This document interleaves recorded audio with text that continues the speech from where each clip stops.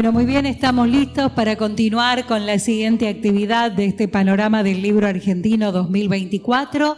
Les recordamos que hemos instaurado un hashtag Panorama Editorial 24, 24 con número, y que el programa se encuentra en la página y en el Instagram de la CAL, que conjuntamente con la Cámara Argentina de Librerías Independientes y la Federación Argentina de Librerías, Papelerías y Afines está realizando este ciclo Panorama del Libro Argentino 2024. Recordarles que después de esta ponencia vamos a compartir el almuerzo y luego en el área de la galería del Centro Cultural vamos a compartir una ronda de negocios en un espacio de vinculación profesional. La siguiente mesa, tan preparada y esperada al igual que las otras, inteligencia artificial y los derechos de autor.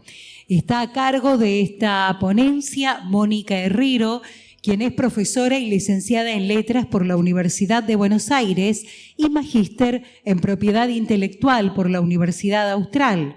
Mónica es agente literaria especializada en ventas de derechos extranjeros. Muy bienvenida, Mónica, tenés la palabra.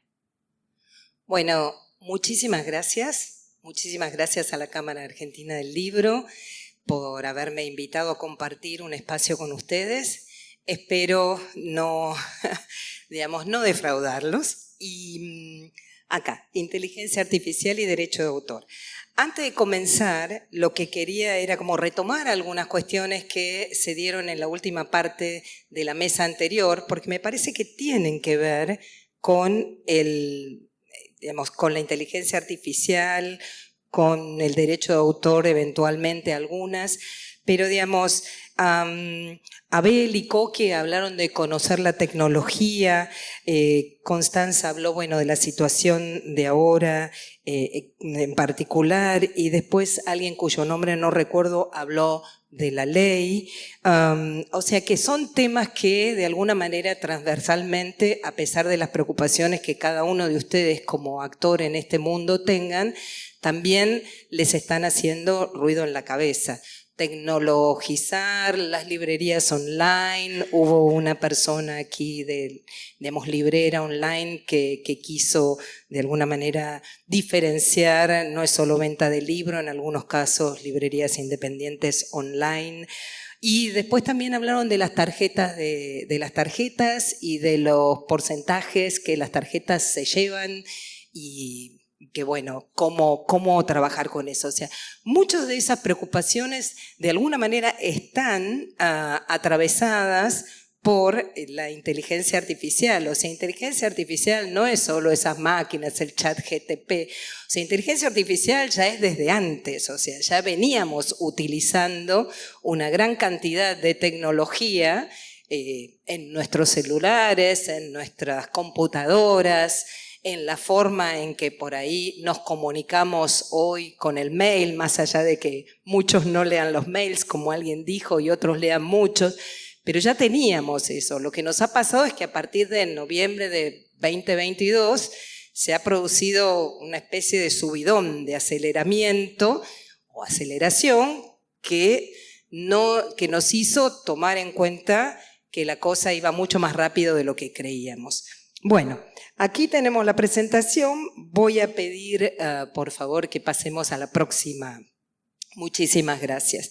Me gustaría comenzar esta charla. Esperen que voy a marcar, porque me dijeron que eran más o menos 45 minutos. Por favor, corríjanme si tiene que ser más o menos, pues yo hablo mucho.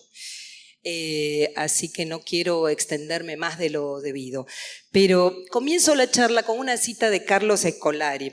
Carlos Scolari es argentino, residente en España desde 1990, es un teórico de la comunicación, de los medios, es un investigador experto en medios digitales, interfaces y evolución de ecosistemas mediáticos. Y esta frase en particular me interesa: comprender y afrontar la complejidad que conlleva la irrupción de un nuevo actor tecnológico implica un esfuerzo colectivo que bajo ningún concepto debería dejarse solo en manos de un puñado de corporaciones.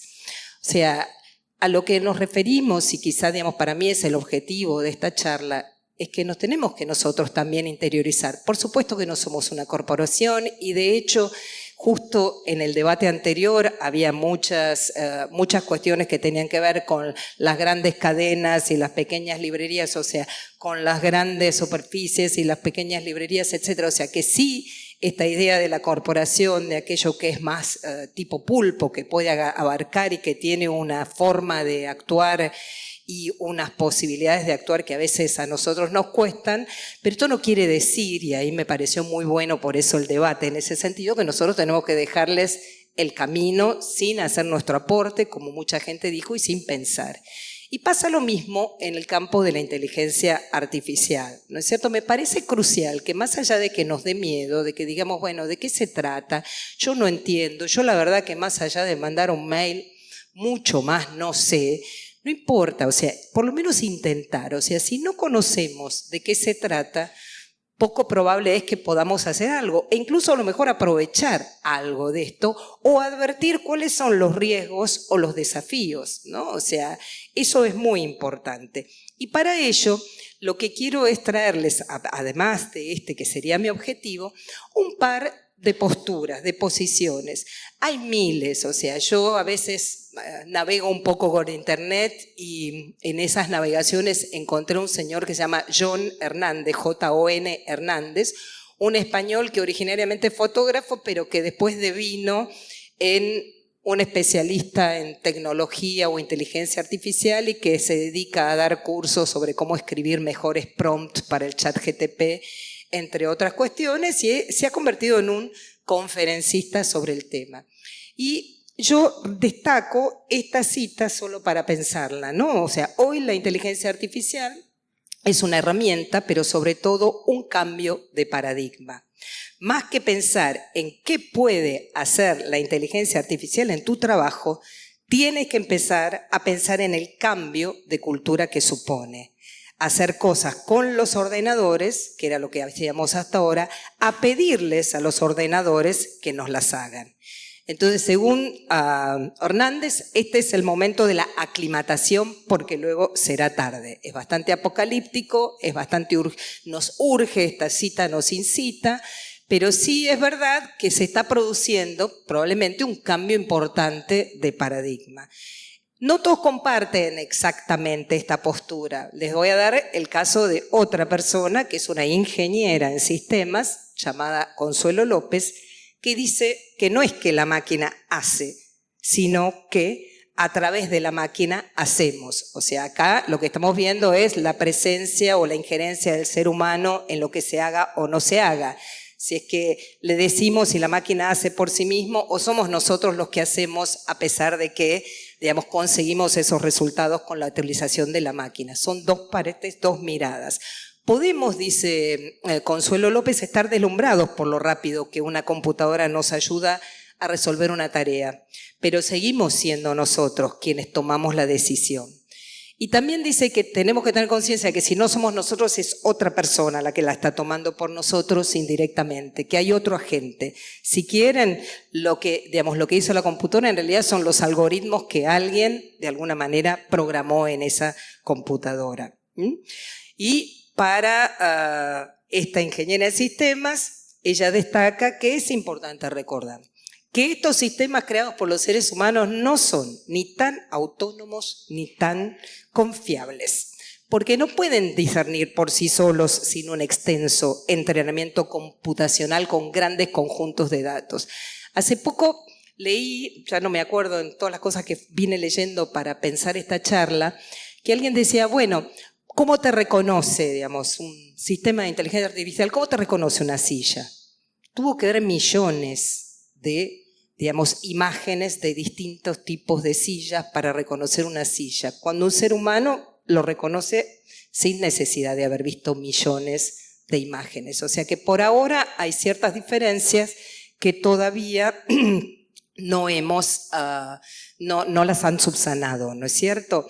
Y también insiste Consuelo López en que los sistemas de inteligencia artificial en última instancia se diseñan para servir a intereses dominantes y existentes. O sea, que es en todo caso, lo que vamos a ver también es que es un reflejo del poder y su influencia en la sociedad. O sea, qué cosas se van, digamos, poniendo sobre el tapete, qué cosas importan y qué cosas no importan, son las que vamos a ver que se utilizan en la inteligencia artificial. Quiero fijarme, sí, está corriendo el cronómetro para no excederme.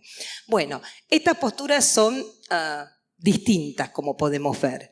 Y a mí me hizo pensar mucho la idea de paradigma y me hizo pensar en un libro muy clásico que se llamaba, digamos, La estructura de las revoluciones científicas, que escribió un científico estadounidense, que era un filósofo y un físico llamado Thomas Kuhn. En la segunda mitad del siglo XX, más o menos 1962. Y lo que él decía, esto aplicaba para las ciencias, ¿no? O sea, estamos hablando de la ciencia, que los paradigmas son realizaciones científicas universalmente reconocidas, que durante cierto tiempo proporcionan modelos de problemas y soluciones a una comunidad científica. De repente se da la emergencia de una nueva teoría, que va empezando a acumular adeptos y aquellos que antes estaban en contra empiezan a adoptarla.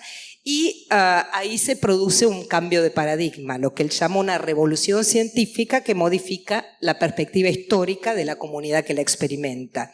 Y ese cambio de perspectiva afecta todo lo que hace a esa comunidad.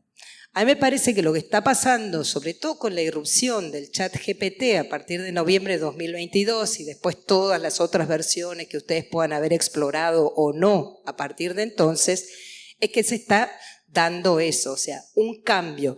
Y en este cambio de paradigma lo que vamos a empezar a ver que actores incluso de este mundo también van a empezar a adoptar. O sea, por ahí hoy decimos, no, la inteligencia artificial todo es horrible, no, está mal, es apocalíptico, nos va a quitar puestos de trabajo, nos va a quitar cuestiones de derecho de autor, pero a la larga van a ver que va a empezar a haber una cantidad de actores dentro de este mundo que van a empezar a hacer incursiones y quizá en algún momento algo de esto quede o algo no.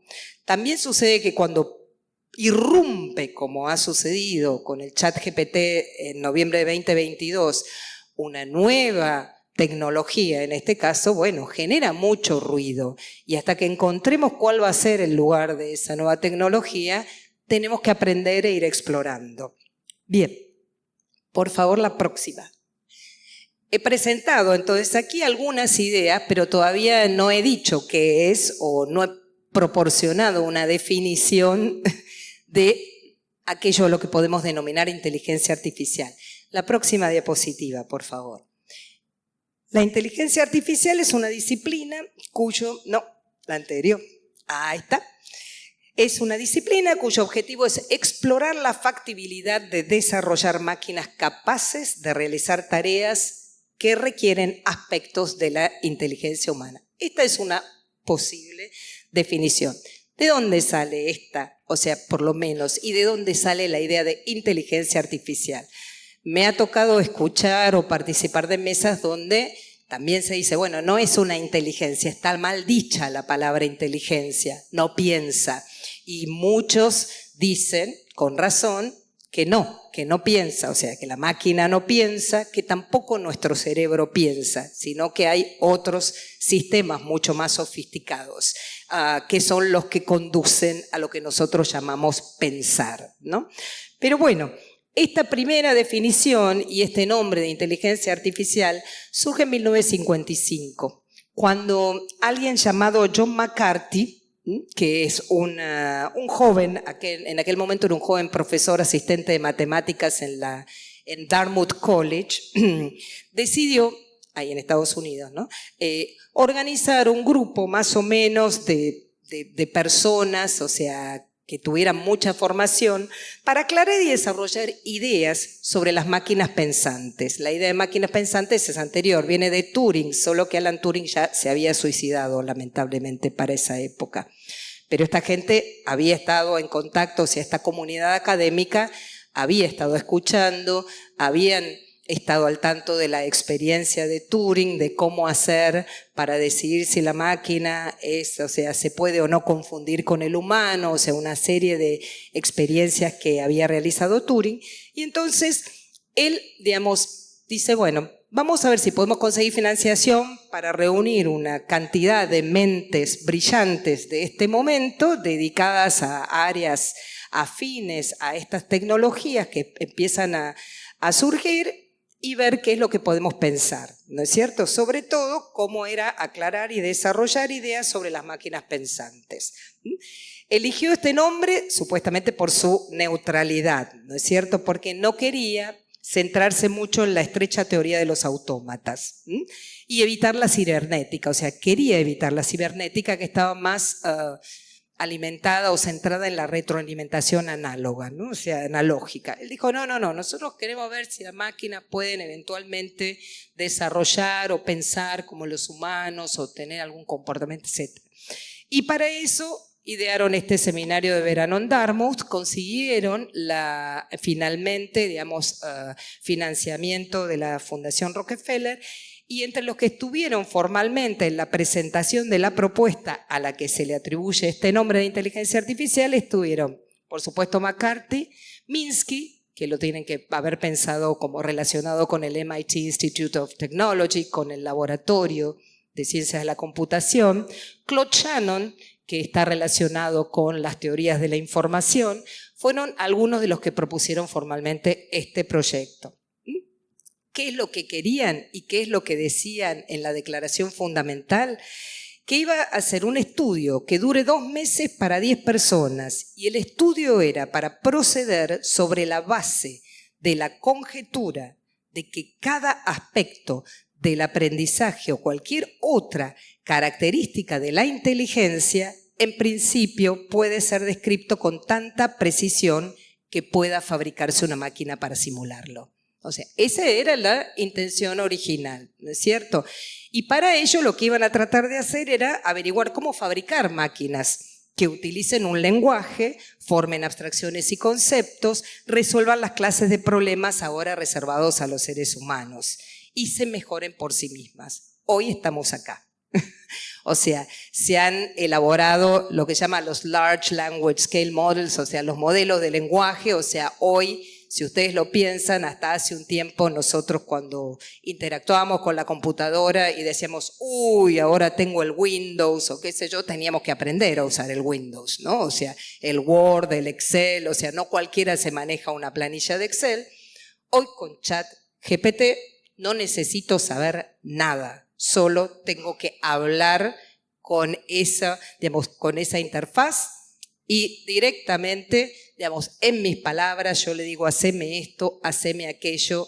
O sea que de aquel primer objetivo, creo que unos años más tarde, casi 60 o más años, estamos ahora, casi 70 años más tarde, se logró bastante de lo que se había pensado. Lo que pasa es que hay que ver cómo lo vamos a usar. Bien, ahora sí a la próxima.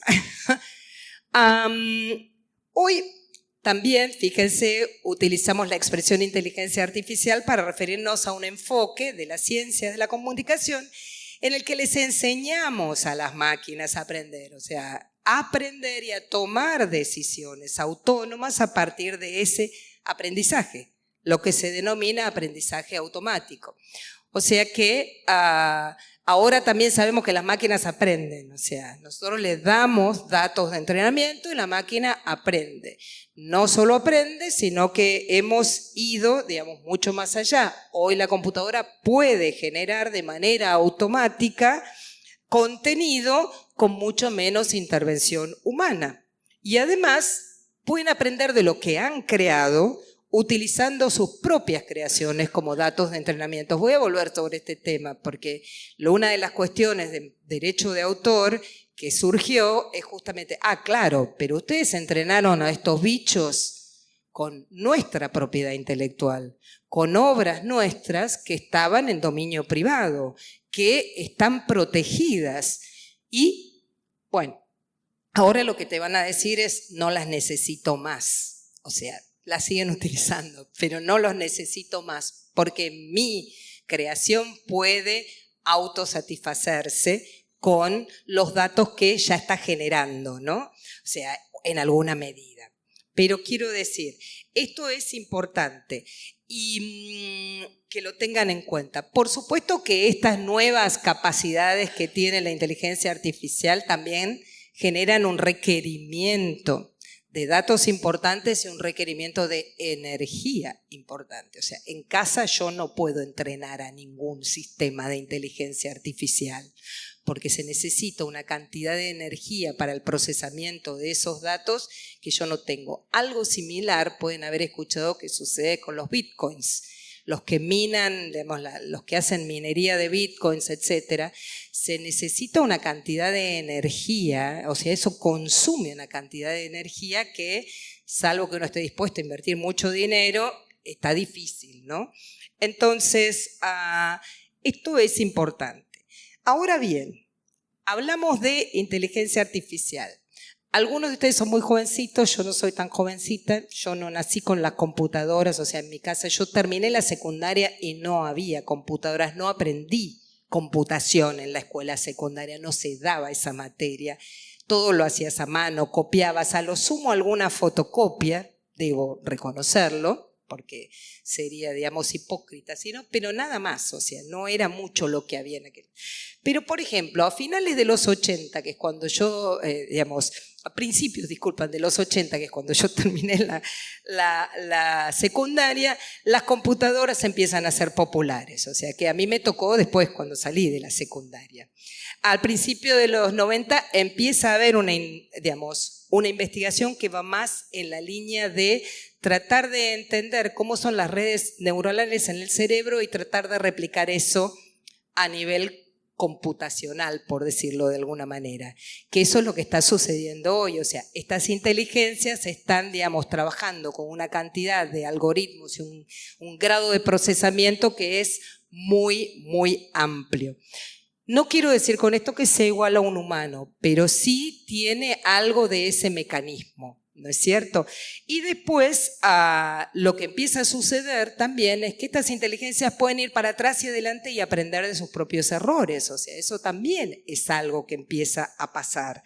Y se aleja un poquito de, digamos, empieza, digamos, a aparecer el aprendizaje automático en la industria tecnológica, lo que le permite a la máquina mejorar su rendimiento y también incorporar más datos y experiencia.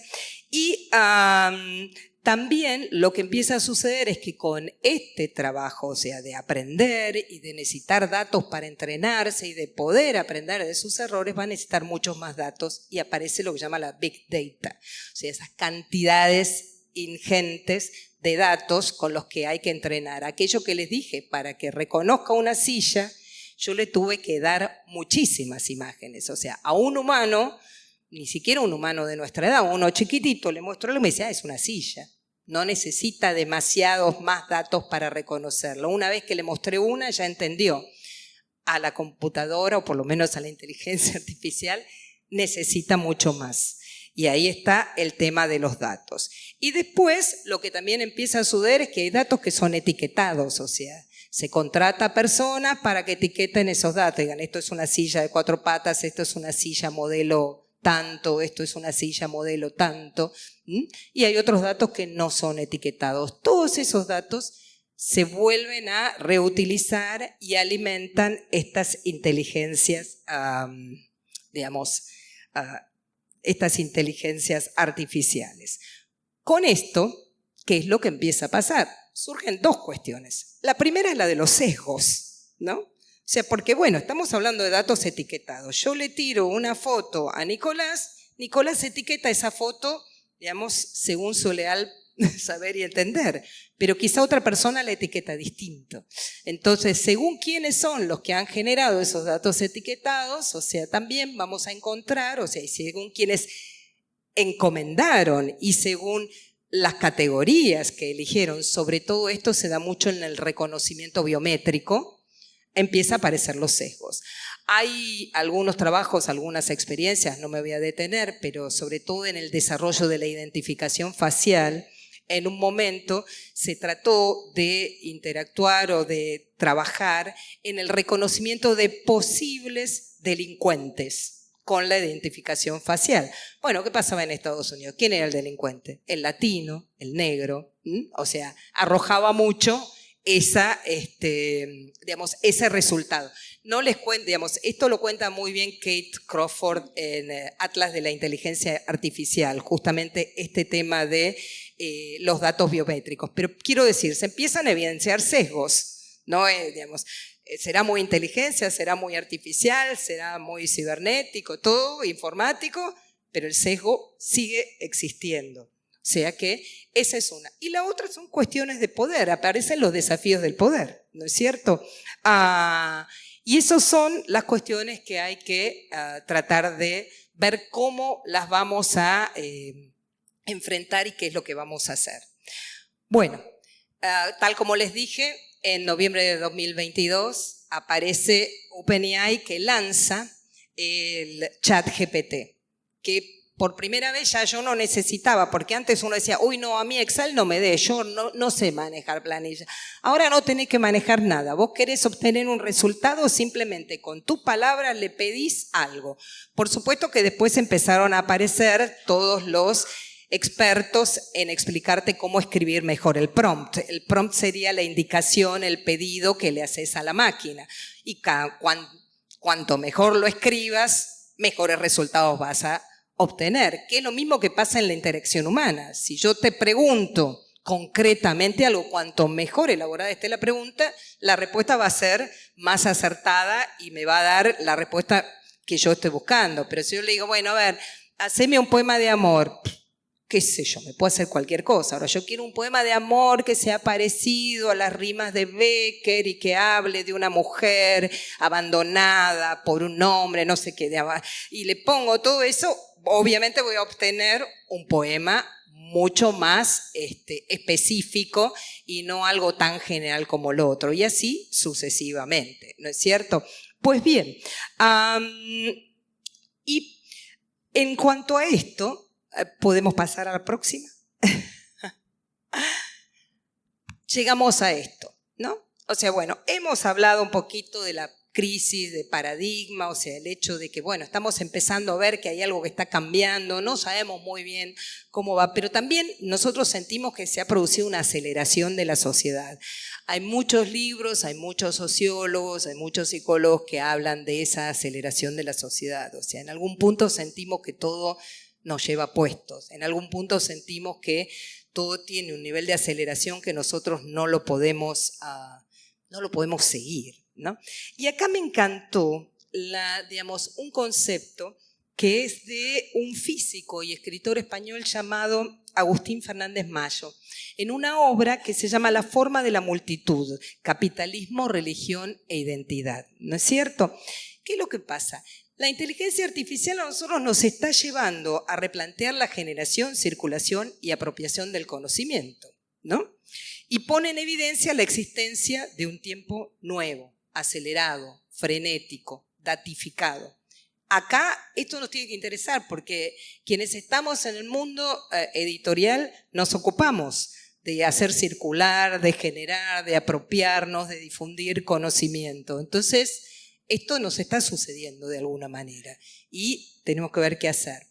Entonces, Fernando Mayo dice, bueno, lo que nos está sucediendo es que de repente estamos frente a un capitalismo del tiempo infinitesimal, ¿no es cierto? De un tiempo extremadamente pequeño, en el que se realizan, digamos, transacciones en nanosegundos que diferentes bots en las redes hacen con nuestros datos, sin que nosotros podamos ni controlar los tiempos tan cortos, ni tengamos mucha idea de cómo son esas transacciones, pero por esas transacciones hay alguien que, digamos, obtiene rendimientos económicos, ¿no es cierto? Y esto se realiza a una escala de tiempo que nuestro cerebro realmente no puede, no lo podemos... digamos, no lo podemos controlar, ¿no es cierto? Y esta realidad algorítmica, eso es lo que más me interesó, dice siempre Fernández Mayo, En alguna medida, digamos, estamos en esta realidad algorítmica en la que estamos, ha confeccionado una nueva forma de identidad, un nuevo tipo de yo, que él llama una identidad estadística, que es una identidad, digamos, que crea, digamos, a través de la digitalización de los datos, de la realidad y el Big Data, crean una especie de subjetividad extensa, que va más allá de nuestro cuerpo material, de nuestro cuerpo físico, ¿no es cierto? Y tenemos como dos identidades, una identidad estadística que es visible, que puede ser yo hoy en mi computadora, en mi celular, digo, a ver qué se dice de Mónica Herrero en la red. Bueno, y ahí veo lo que se dice, lo que no se dice, en fin, a veces puedo incluso interactuar y cambiar, si es que tengo, digamos, no sé, si es que existiera una biografía mía en Wikipedia, por ahí puedo editarla. También puedo, qué sé yo, editar algunos lugares en los que yo misma subo cosas mías. En fin, esa es la visible. Pero después hay una identidad estadística que no es visible. Y por primera vez, lo que dice Fernández Mayo, es el ser humano tiene una identidad que no ve, ¿no es cierto?, no controla y que nunca podrá llegar a ver. Y que si quieren es un poquito, ¿cómo puedo decir?, que tiene que ver con los gustos de nosotros, con una cantidad de cosas que por supuesto están extrayendo nuestros datos y que saben, a partir de una búsqueda que puede haber sido una tontera, yo me dedico a traducir y puedo haber buscado a lo mejor el nombre de una comida en italiano, ¿cómo sería en español, supongamos? Entonces, hay un algoritmo que pesca, acá hay un interés por la comida italiana, me empieza a ofrecer restaurantes italianos, recetas italianas, viajes a Italia, en fin. Pero a su vez, esto, por ahí, no soy el único que busca algo italiano, supongamos. Otra gente también. Entonces, de repente, se van juntando esos dos y dicen, bueno, en esta sociedad hay un porcentaje de personas que están interesadas por la comida italiana. Y de repente yo no estaba a lo mejor interesada por la comida italiana. Yo simplemente busqué porque estaba haciendo un trabajo de traducción y necesitaba o ver la imagen de la comida a la que hacían referencia y de repente otra cosa que suele suceder es que eso, que yo paso a ser parte de, no sé, una serie de porcentajes de gente a la que le interesa la comida italiana, etc., yo empiezo a recibir tanta cantidad de información sobre Italia, la comida italiana, las recetas italianas, las canciones italianas, en fin, los actores italianos, etc., que después termino eventualmente, aunque yo nunca se me hubiera ocurrido, consumiendo algo de eso, ¿no es cierto? Eso es lo que está pasando. Estos yoes estadísticos condicionan, esto es lo que dice él, un poco lo que nosotros hacemos en la vida física. Hay como una especie de retroalimentación entre estos dos mundos, ¿no? A la vez observo una paradoja, Fernández Mayo, ¿no es cierto? Por una parte, la sociedad parece que está peor que nunca, o sea, siempre nos estamos quejando. Pero sin embargo, nunca hemos vivido mejor que ahora, qué sé yo, tenemos tantas cosas, ¿no? O sea, tantas cosas que de repente yo agarro así y ya, ¿viste? Puedo comprarme el libro en 5 minutos, puedo acceder al viaje sin moverme de casa, ¿viste? Entonces tampoco nosotros tenemos mucha voluntad de cambiar, o sea, hay ahí una cuestión que se da que es un poquito difícil, ¿no? O sea, nosotros seres humanos tenemos alguna responsabilidad importante allí, que me parece que es la que tenemos que empezar a pensar un poco más seriamente. La próxima, por favor. Bueno, ¿qué tiene todo esto que ver que yo dije de la inteligencia artificial? Por supuesto que la inteligencia artificial ha permeado en todas los ámbitos del quehacer humano.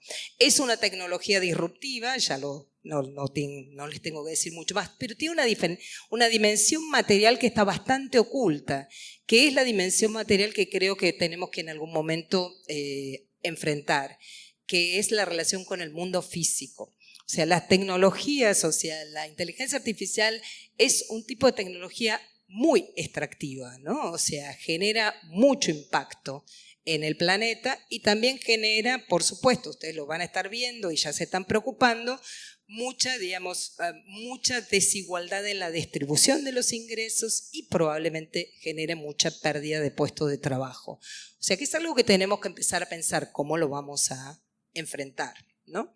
Pero además es parte, no nos olvidemos, es parte de una guerra de plataformas. Nosotros somos una especie de rehenes, o sea, quienes tienen más, o sea, se combate por los datos, por nuestro tiempo, yo diría que casi se combate por nuestra vida, ¿no? O sea, estas plataformas están queriendo llevarnos de un lado para el otro. Si ustedes, o sea, acá hay gente nueva, vuelvo a decir, muy joven, pero cuando yo empecé, o sea, yo salí de la secundaria y después aparecieron las computadoras personales que uno podía tener en su casa, etc. Lo primero que apareció era la guerra de los sistemas operativos. ¿Qué ibas a usar? ¿Windows o Macintosh? Fue una guerra durante todos los 80. En los 90 apareció la guerra de los browsers, porque hasta ahí vos usabas sistema operativo, después podías buscar en internet. ¿Qué ibas a usar? O sea, Netscape, Internet Explorer, otra guerra. A partir del 2000 empiezan a aparecer las redes sociales, distintas plataformas, y empieza la guerra de las plataformas. ¿Qué vas a estar? ¿Dónde estás? ¿Estás en Facebook? ¿Estás en Meta? ¿Estás en Twitter? ¿Estás en TikTok ahora? Y hay tantas otras que yo desconozco por la edad, y me disculpo con la gente más joven, pero también existen. O sea, y nosotros somos los que, de alguna manera, somos el producto que están tratando también de extraer, de llevarnos acá, de llevarnos allá. Y ahora la nueva batalla va a ser por la inteligencia artificial. Este es el nuevo campo de batalla. O sea, ¿por qué OpenAI saca en noviembre del 2022 ChatGPT? Porque se atiene a la máxima de Silicon Valley. El primero que llega se queda con la parte mayor del mercado. ¿Qué es lo que hizo eso? Empujó a las competidoras a que también sacaran Copilot, Gemini, porque hoy ustedes si leen, o sea, si tienen, no sé, Microsoft tienen Copilot, si tienen, Google tienen Gemini, o sea que son las inteligencias artificiales de estas distintas empresas. Y además, si ustedes de repente, a mí me pasó que de un día para el otro, yo en el WhatsApp, que lo uso solo por cuestiones así comunicativas, pero no estoy todo el día pegada al WhatsApp, de repente me encuentro con que ahora tenía también la inteligencia artificial en el WhatsApp. Yo no la pedí. Ahora tengo Copilot, que no sé por qué, porque yo juro que yo no lo pedí, pero bueno, te empiezan empieza todo a avanzar sobre nosotros, ¿no es cierto? Es omnipresente, ahí podemos decir que es omnipresente. Y como es omnipresente, no vamos a poder hacer vistas gordas y no mirar esto. Y después, obviamente que va a rediseñar todo tipo de interfaz. Si por interfaz entendemos, ¿no es cierto?, que es una red en la que hay actores que se relacionan y que generan distintos procesos, en todas las interfaces que se les ocurra, la presencia de la inteligencia artificial va a estar, ¿no? O sea, en lo sanitario, en el mundo editorial, en donde quieran, ¿no? Entonces, para que se den una idea, con la aparición de la imprenta, Johannes Gutenberg, a mediados del siglo XV, los efectos profundos y radicales que eso tuvo en la sociedad, o sea, y que marcó un poco, aceleró la difusión y la transformación de un ecosistema completo, ahora nos va a pasar algo distinto, parecido, disculpa. Entonces, va a haber que estar ahí atentos. Y hay otra cosa más, alguien hoy, en la charla anterior también decía, bueno, pero claro, ¿cómo competir con el entretenimiento, con las películas? Creo que dijo alguien. Pues bien, la inteligencia artificial tiene la lógica del videojuego. O sea, ustedes vienen que entran en el videojuego y es bárbaro y es rápido y te propone y te da una adrenalina. Bueno, la inteligencia artificial, algo de eso, modela nuestra forma de percibir, pensar y dar sentido y actuar en el mundo, ¿no es cierto? O sea, nos está llevando, por eso nuevamente lo digo, a replantear la generación, la circulación, la apropiación del conocimiento. Y me permito terminar esta filmina con una cita de Jorge Carrión en La Vanguardia respecto de la inteligencia artificial. Carrión es un editor, un escritor, o sea, es alguien bastante respetado, conocido, muy inteligente, que dijo, es un giro histórico. Hasta ahora las máquinas han trabajado para nosotros. En estos años nosotros nos estamos convirtiendo en sus asistentes, sus correctores, sus generadores de ideas. En el campo de la escritura, además de la traducción automática, tenemos el caso del Word y el GPT-3. Si durante años nos hemos acostumbrado al corrector del procesador de textos, ahora somos los correctores y editores de los textos creados por el programa de OpenAI. Lo que se está produciendo, habrá que ver cuánto lo dejamos y cuánto no, es un desplazamiento histórico de los roles que hemos desempeñado los humanos frente a la tecnología, ¿no es cierto? Habrá que ver, o sea, por supuesto que si yo no le doy la idea a ChatGPT, por ahora no crea nada, o sea, todavía yo le estoy dando algo. Habrá que ver cómo evoluciona esto. Pues bien, hace un tiempo, ahora digamos en junio, julio de este año, hay una empresa que se llama Proyecto 451 que se dedica mucho a todo lo que sea, digamos, ofrecer servicios de tecnología y también dar capacitaciones en el área de tecnología, tanto para ebook, para audiolibro, y también es ferviente, digamos, impulsor de todo lo que sea tecnología. Llevó adelante por favor, la próxima filmina, ahora sí. Llevó adelante una encuesta del uso de la inteligencia artificial en el mundo editorial. Quiero aclarar que acá tienen lo que quienes respondieron la encuesta dijeron, o sea, algo de esto. O sea, identificaban que estas cosas se podían hacer con inteligencia artificial. Quiero decir, identificaban, algunos estaban utilizando alguno de esto, pero lo más interesante es que quienes respondieron son actores de este mundo. O sea, no es que vino acá Bill Gates a decirme qué tengo que hacer yo en el mundo editorial, que el señor, el señor de Stan-Link y X me vino a decir, no. Esto lo respondieron personas que son actoras en el mundo editorial, que ocupan algún lugar en la cadena de valor del libro. Y que dijeron esto, ¿no? O sea, traducción, corrección de ortografía, estilo, gramática, brainstorming, o sea, esas lluvias de ideas, esas tormentas de ideas, análisis e información de datos, campañas de marketing y comunicación, generación de imágenes, generación de contenidos, edición y proofreading, generación de metadatos, revisión de manuscritos originales, desarrollo de chatbots como atención al cliente, no clientes, disculpen. Creación de audiolibros con voces sintéticas, adaptación de libros en múltiples formatos, etcétera, etcétera, paquetación, adaptación. Próxima. ¿Qué dijo Proyecto 451? En el resumen o síntesis de los resultados arrojados, lo que dice es que hay una gran cantidad, o sea, casi un 53% que dice que los cambios son positivos, pero también, digamos, hay muchos que tienen una mirada neutral todavía, de un 30%. Todo el mundo, y esto no me cabe la menor duda, está de acuerdo en que los cambios van a ser muy fuertes. Muy pocos creen que no. Y los roles que más evidentemente se verán afectados son ilustradores, seguidos de traductores y autores, trabajadores independientes son todos, y que son los que perciben el impacto más negativo. Ahí es donde está el derecho de autor, que sería la otra pata de mi charla, discúlpenme, extendí pero ahí está el derecho de autor. Y después, esto es resumen y síntesis que la propia Proyecto 451 dice que a mayor experiencia en la industria, mayor aceptación o percepción positiva, y piensa que generará un impacto profundo. Claro que recordemos que quien hace o lleva adelante esta encuesta es alguien que se dedica mucho a promover las tecnologías, o sea que ahí me vuelvo a preguntar el tema del sesgo. Y quiero comentar que también en este momento hay en proceso 2 encuestas más. Yo todavía no tuve tiempo ni de llenarlas ni de nada. Una es de CERLALC, que también tiene que ver con el uso de lo digital, de la tecnología, y una para quienes somos traductores, la Asociación Argentina de Traductores e Intérpretes también está llevando adelante una encuesta que tiene que ver con el impacto de la inteligencia artificial. Vayamos a la próxima. beneficios y desafíos. O sea, por supuesto que hay beneficios y algunos de estos beneficios ya los están implementando ustedes.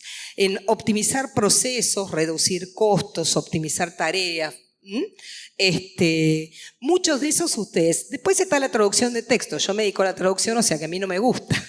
Pero por ahí, sin una cosa profesional y de publicación, sino para salir del paso, si uno recibe algo en un idioma que no conoce, una primera aproximación puede servir, sin que esto se convierta en quitarle el trabajo a un traductor.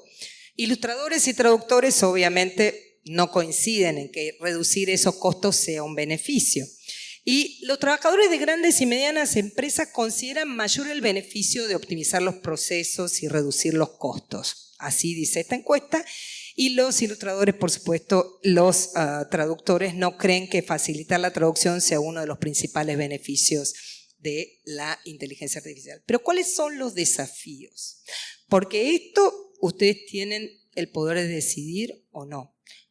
Actualizo, no actualizo, optimizo los procesos, facilito o no la traducción, intervengo con inteligencia artificial, en fin, cada uno de ustedes. Contenidos sesgados. La función del bibliotecario, del editor, del librero también, o sea, yo puse así, pero quiero decir, todos aquellos agentes, actores culturales que nos ayudan a difundir todo esto, de repente, digamos, si esto lo hace siempre una máquina, y bueno, no sabemos, o sea, cuán sesgado puede ser según cómo venga. Calidad y originalidad, o sea, muchas personas insisten en que no hay como la creación, digamos, hecha por un ser humano en donde ha volcado algo de la interioridad de su subjetividad, ¿no es cierto? La preocupación mayor es la pérdida de los desplazamientos de empleos, sobre todo en el campo de los independientes, pero también de la gente que no es independiente. De hecho, hay todo un libro dedicado a este tema que se llama Automatizados, de Levi Yeyati y Darío Jutzik, disculpen, de Jutzik, ahí está, en el que justamente plantean y desarrollan 4 hipótesis acerca del mundo del trabajo, que tienen que ver con esto, ¿no?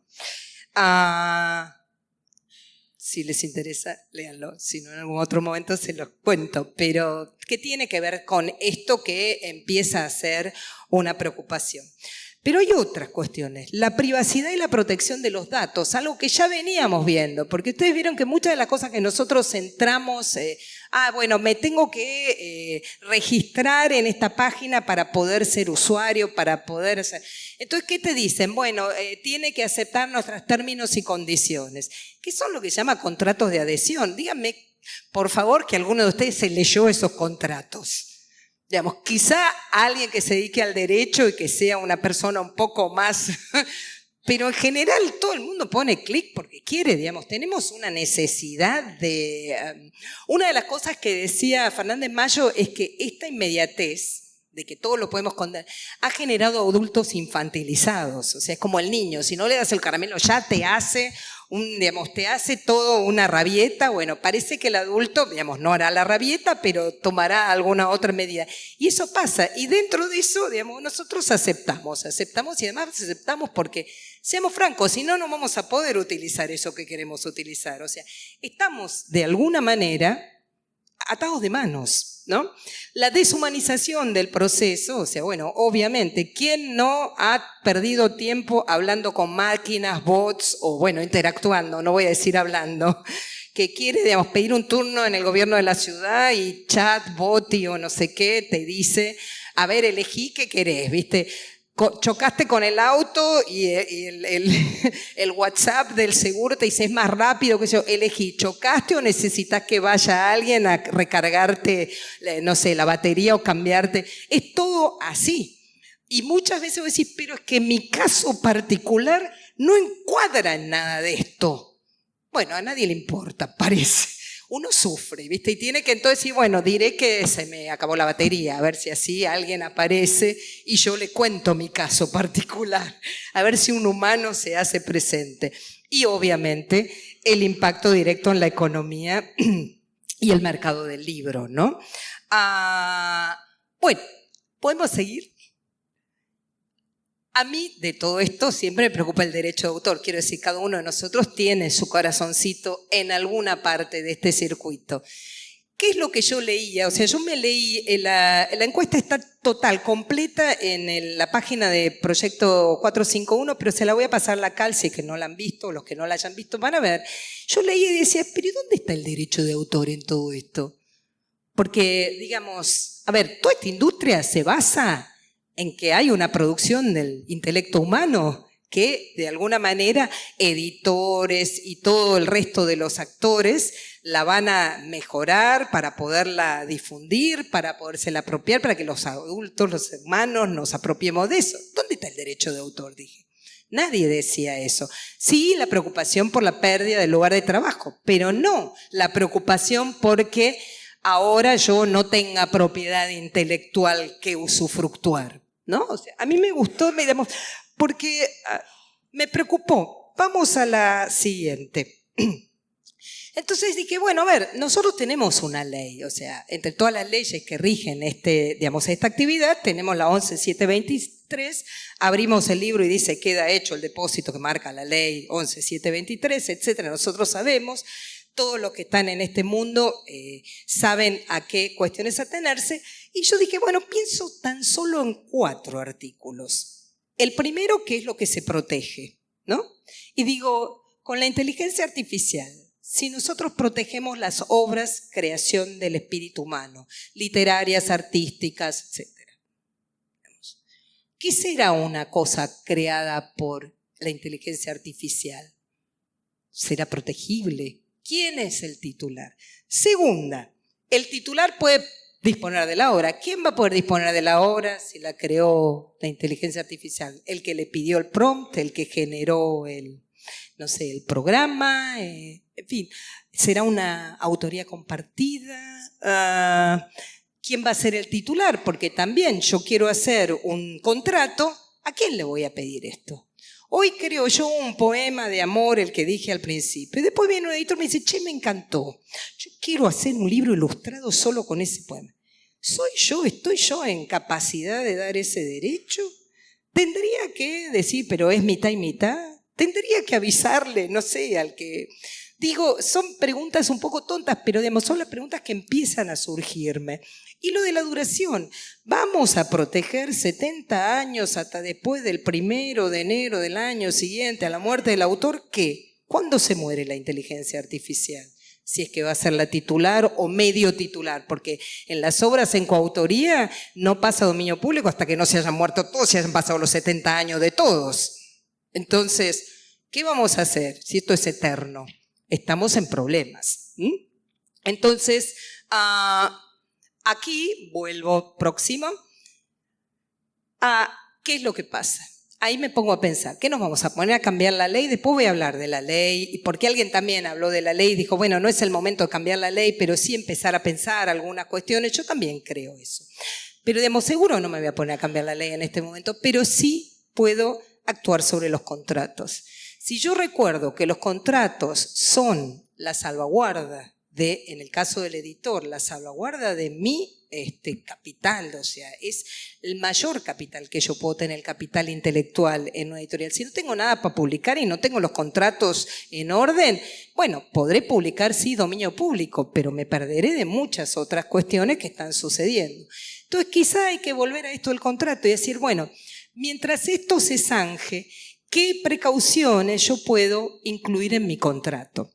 De hecho, solo para comentarles, cuando recién aparece así, cuando se lanza el furor de la inteligencia artificial, el ChatGPT, algunas editoriales dijeron, bueno, no vamos a aceptar producciones en las que la inteligencia artificial haya intervenido. O no vamos a aceptar, o el propio autor decía, yo no quiero ni ilustraciones generadas por inteligencia artificial, ni tapas generadas por inteligencia artificial. Y eso se consignaba en el contrato. O sea, quiero decir, el contrato es una gran herramienta porque allí nosotros colocamos aquello en lo que hemos acordado, o sea, el editor, el autor, o sea, las partes, ¿no? Y esto sirve también para otros contratos dentro de este ecosistema que es el ecosistema editorial. Si tengo el contrato de distribución, el contrato, no sé, con el librero, los contratos que ustedes hagan.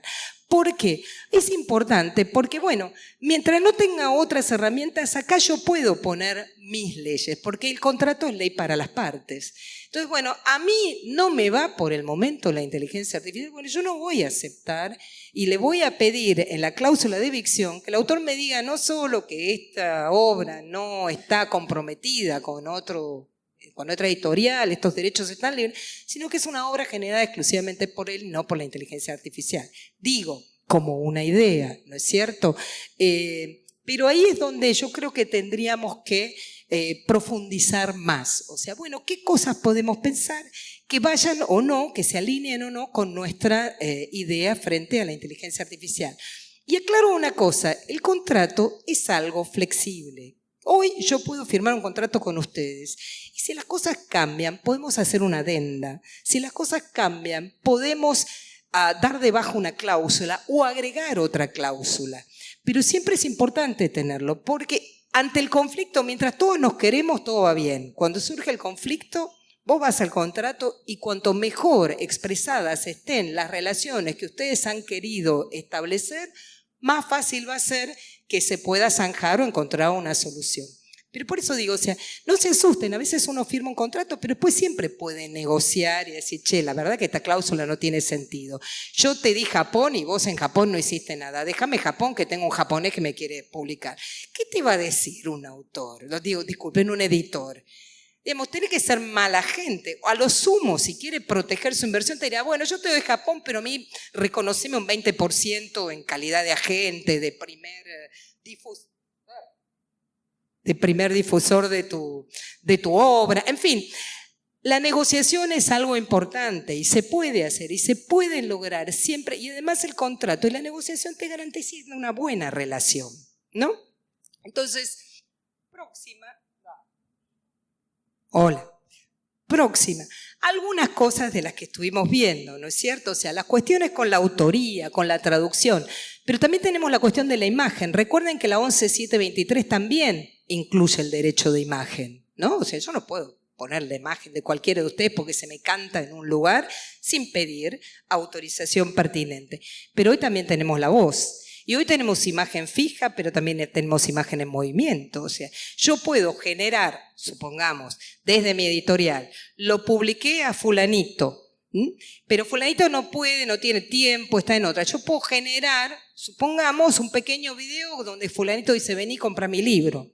Y fulanito no estuvo ahí, pero tiene que darme la autorización. Digamos, yo estoy imaginando escenarios, no digo que lo vayan a hacer, pero digamos, o digo, che, voy a incursionar en el audiolibro. Fulanito, ¿no querés leer tu libro? No, yo no tengo tiempo, lo que me ofreces no me va, pero sí, por ahí me interesa. A lo mejor hay modos, digo, ¿no? Hay modos de encontrar una forma en que fulanito acceda, yo le pague porque me ceda la voz para ese proyecto, digamos, o me licencie, digamos, la voz para ese proyecto. Porque además estamos hablando de voz e imagen, derechos súper personales. O sea, no estamos hablando ya del escrito, que es algo externo, que es la exteriorización de la subjetividad. Estamos hablando de algo que va conmigo, ¿no? Entonces, pero estas cosas van a suceder, ¿no? O sea, ¿qué voy a hacer? ¿A quién le pertenece todo eso? ¿Qué es lo que nos preguntábamos? Esas son las preguntas que en el campo de los derechos de autor nos van a empezar a aparecer. La próxima, solo porque... Uy, ya tengo como 53 minutos, discúlpenme, si me prestan 10 minutos más, acabo, por el momento. Próxima, acá tiene una serie de noticias, yo utilicé algunas así. Primero, mientras nosotros hablamos, hace menos de un mes, empezó a circular el ChatGPT Search. ¿Qué es eso? Antes yo entraba en Google y decía, quiero saber quién fue Newton. Y me salía Wikipedia, más otros más unos videos, más yo podía ir a las imágenes, en fin. Ahora, con esto, ChatGPT Search o cualquiera, Perplexity, etc., lo que hacen es, me lo buscan y yo después le pido en el prompt, pero además haceme el resumen de todo lo que te dijo todo esto, porque yo no me voy a poder leer todo esto, ¿no? O sea, es una especie de buscador que tiene mucho que ver con lo que es ChatGPT, pero que ya es avanzado, o sea, me mastica todo, ¿no? Y ahí me interesa decir eso, mastica todo. O sea, cada día masticamos menos nosotros y recibimos más. O sea, que quizás debamos a veces decir, bueno, paremos un cachito, ¿no? La otra es Universal Music. Lo que hizo hay una cantante norteamericana, estadounidense, se llama Brenda Lee, que tiene un hit de Navidad que se llama Rocking Around the Christmas Tree. De repente, lo que hizo Universal Music, o sea, Brenda Lee no sabe español, no debe tener ganas de aprender tampoco, dijo, bueno, pero si hacemos un acuerdo con tu voz, nosotros cantamos esto, pero en español. O sea, hacemos esta misma canción, va a ser tu voz, pero va a estar en español. La tecnología está. Y eso es lo que hizo Universal. Aquí el otro día, página 12, sacó que se vendió, o sea, Sotheby's, que es una casa muy importante de, digamos, que remata obras de arte y que, digamos, tiene muchísimo prestigio, vendió en $1 millón una creación que es un retrato de Alan Turing, pero generado por algún tipo de inteligencia artificial. O sea, una casa como Sotheby's, que tiene prestigio, de repente acepta vender un cuadro generado. Y después, esto que me preocupa más, no quiero correrme mucho pero OpenAI gana la primera batalla a los editores de noticias por usarlas para entrenar a ChatGPT sin permiso. Esto es de ahora, o sea, esto es exactamente del 11 de noviembre. Hubo una primera instancia en la que los editores de noticias fueron a quejarse, che, utilizaste, y está bien, la noticia como tal es de dominio público, o sea, que un auto se estrelló, o sea, no, un avión se estrelló, lo puede usar todo. Ahora, después tenemos periodistas especializados que investigan, periodistas de opinión, o sea, y eso ya no es de dominio público. Pues bien, el juez entendió quizá esto de la noticia y se le fue que además hay mucho valor agregado a cargo de periodistas. Y por último, frente a esto, después de la feria de Frankfurt, Penguin Random House, que rechaza expresamente que se usan sus libros para entrenar la inteligencia artificial. Está bien, pero a mi juicio llegó tarde. Ya está. Ahora, ¿cómo hace la ingeniería inversa para ver cuáles son los libros de Penguin Random que fueron utilizados en el entrenamiento de la inteligencia artificial? ¿No? O sea, y después está siempre la pregunta, ¿qué podemos hacer? ¿Qué queremos hacer? ¿Qué estamos a tiempo de hacer? Próxima. Ya sí, ya los de... Después. Escenarios posibles. O sea, yo ya acá me deliré en el PowerPoint, pero fíjense, OpenAI dice ahora que habría sido imposible entrenar a ChatGPT sin saltarse el copyright, ¿no? O sea, 9/1/2024. Esa. O sea, claro, sí, ya lo sabemos. O sea, sin todo ese esfuerzo de el sujeto humano, del creador humano, esto no podría ser posible. Pero además lo que llama la atención es, digamos, lo pasmoso de salir a declararlo, ¿no? O sea, sin ningún problema y aunque después haya muchos juicios para reclamarle por el copyright. O sea que ya esto, que salga una noticia así, a mí me da la sensación de que empieza a naturalizarse algo de esto. O sea, que alguien, es como si yo dijera, no tengo ningún empacho en decir que maté a fulano. Es como muy fuerte, ¿no? O sea, por lo menos no lo decís. O sea, que pueda salir algo así, algo que abiertamente es como violatorio de un, digamos, estado del derecho de autor, es llamativo. Y después ahí hay uno que me resultó simpático. Terence Tao es un niño brillante, una especie de doctorado en Harvard en matemáticas, es una personalidad muy brillante, que lo que dice es no es bueno que la IA sea un monopolio de unas pocas empresas. Ese es el otro punto, o digamos, algo de lo que en algún punto, digamos, también legislar va a tener que atacar. Bueno, yo llego hasta acá. Tengo más filminas, pero no sé si tengo más tiempo. Y lo que viene después es por qué legislar y qué desafíos podemos tener. Algunos, como dijeron, yo creo que en este momento, mi respuesta para el derecho de autor en este momento, en el que las aguas están demasiado removidas y tampoco funciona legislar sobre algo que no sabemos cómo va a ser de acá a un rato. Porque también pasa lo siguiente. ¿podríamos pasar unas cuantas filminas? Esa no.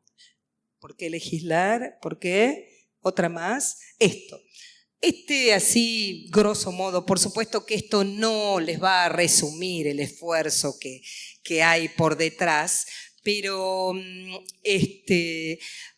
fíjense que los riesgos que la Unión Europea o Estados Unidos o Argentina o incluso muchas otras legislaciones latinoamericanas están encarando, no necesariamente van en la dirección del derecho de autor, ¿no? O sea, obviamente que también arrastran eso, pero hay muchas otras preocupaciones que, por ejemplo, la Unión Europea durante muchos años estuvo preocupada por la responsabilidad de los proveedores de Internet en su momento y también por la privacidad, la afectación de la privacidad, de los derechos y los datos personales y la manipulación que se puede generar y la biometría, que es el último gran tema que a todos preocupa, ¿no?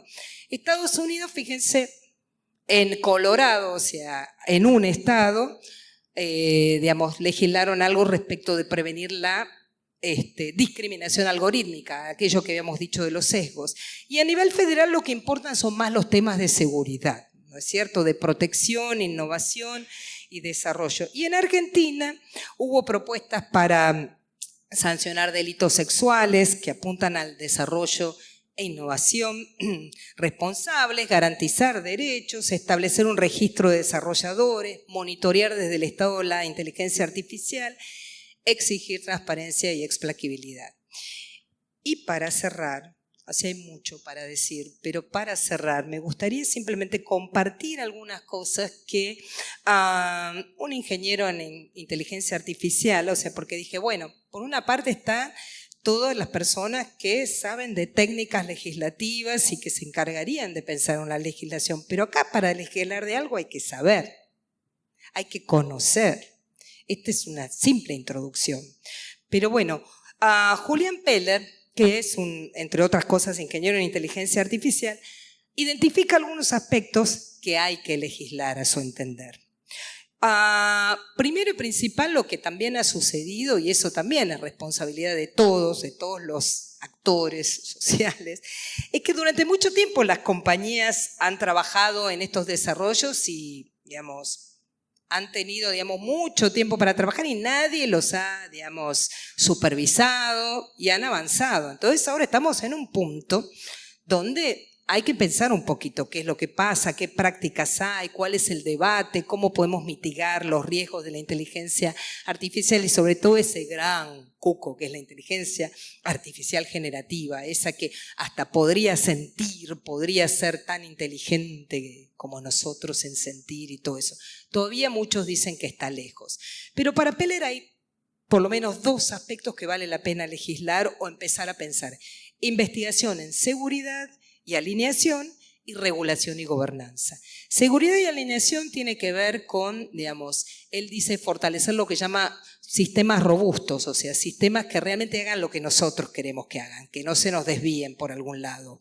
Y tener lo que se llama corregibilidad, es decir, poder en algún momento shut down, o sea, cancelar ese sistema si la cosa se nos va de manos. Y alineación quiere decir alinearlo con los objetivos de quien ha desarrollado el sistema, no que se me vaya de las manos. Esa es una. Y después está la regulación y la gobernanza. O sea, la regulación tiene que ver con, digamos, la regulación desde una entidad superior, que puede ser el Estado o algo, y que tiene que ver con nuestros datos personales, con el tránsito y con la manipulación que se puede generar y con los sesgos. Para lo cual, digamos, porque todo eso va a afectar el ecosistema general, ¿no? O sea, nuestro. Entonces, a eso hay que apuntarle. Y por supuesto que dentro de eso van a venir todas las otras regulaciones más específicas, incluida la del derecho de autor y muchos otros derechos que están, digamos, en juego aquí. Pero hay que tener esto. Y, ¿podemos ir a la anterior a esta? No, a la anterior. Solo para terminar, algunos dicen lo siguiente, digamos, que todos los desarrolladores de IA deberían trabajar con los legisladores, porque claro, los legisladores saben de técnica legislativa, pero necesitan saber de esto. Y la verdad que es un poco escurridizo para los que no somos del mundo. Y para los que son del mundo también, quiero aclarar, ¿no? Tengo varias historias al respecto, pero bueno. Y crear un rápido sistema fuerte de gobernanza de la inteligencia artificial. Hay que ver, porque por mucho tiempo la dejamos ir a donde quisiera. Organismos reguladores es uno de los que se dediquen a la inteligencia artificial y que sean capaces, o sea, regularla un poco, porque está como desenfrenada. Supervisión y seguimiento de estos sistemas, ahí está lo de la alineación que hablaba Peller, o sea, que sean y hagan lo que nosotros queremos que hagan, que no se nos vayan por la tangente, ¿no? Sistema de marca de aguas, porque acá también existe, ustedes habrán escuchado la fake news, etcétera. Sistemas de marca de agua para saber qué es lo que fue generado por inteligencia artificial y qué no. Ecosistemas de auditoría y certificación, o sea, todo lo que nos permita como humanos, o sea, porque hoy ya no sabemos qué es qué. Estamos, o sea, en eso. Responsabilidad por el daño causado, eso ya viene siendo una lucha con incluso los proveedores de Internet. Y un financiamiento público fuerte para la investigación en seguridad de la IA. Y, por supuesto, instituciones de excelencia, regulación por parte de terceros y no los propios involucrados. O sea, esos serían, como digamos, lo que más deberíamos pensar para regular. Y, por último, la gran pregunta que se hace Peller y que comparto para cerrar este encuentro es ¿cuál será el próximo paso que hoy estamos subestimando en esta carrera de la inteligencia artificial? Así que bueno, yo llego hasta acá, si quieren hacer preguntas.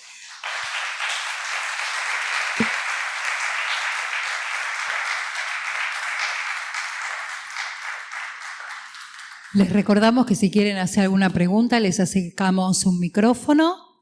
Ha sido realmente muy esclarecedora Mónica Herrero en esta presentación.